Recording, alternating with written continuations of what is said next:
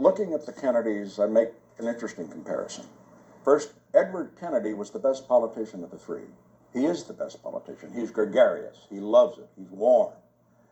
John Kennedy, on the other hand, was quite a shy person, really. It was not easy for him to get out and shake hands and the rest. He did it very well. It wasn't easy for him. He was a quite private person. I would say that Bobby Kennedy, on the other hand, well, I would compare him, as Alice Longworth used to, as he was like a 17th century Jesuit priest, passionate, one who brooked no opposition and so forth, very intelligent and so forth. I think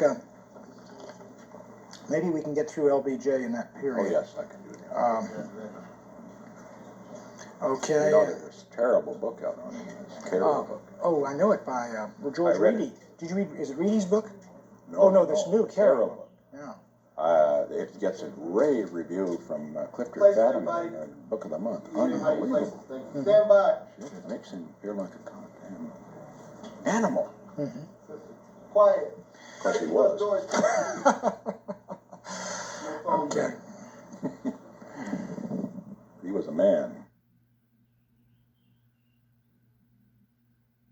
So there's no question in my mind that in this century, the three greatest politicians, active politicians, were Theodore Roosevelt, Franklin D. Roosevelt, and Lyndon Johnson. Nobody else of the presidents was in their league as political operators.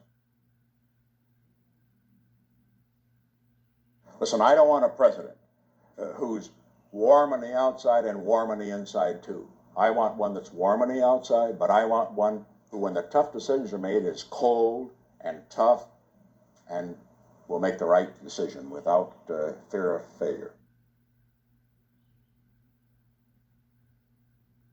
President Eisenhower was loyal too, I must say.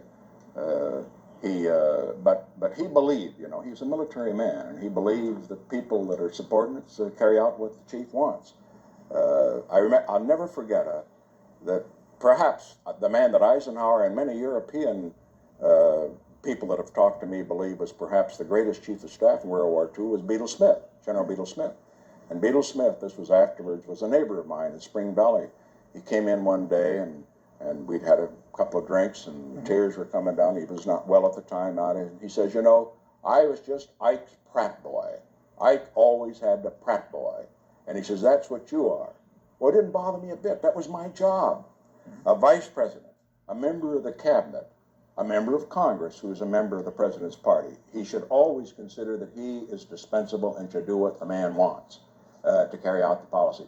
Because otherwise, the man's got to get down there in the ring. What happened to Richard Nixon when Eisenhower was president would be bad for me. Wouldn't matter that much, maybe, to the country. What happened to him could be disastrous.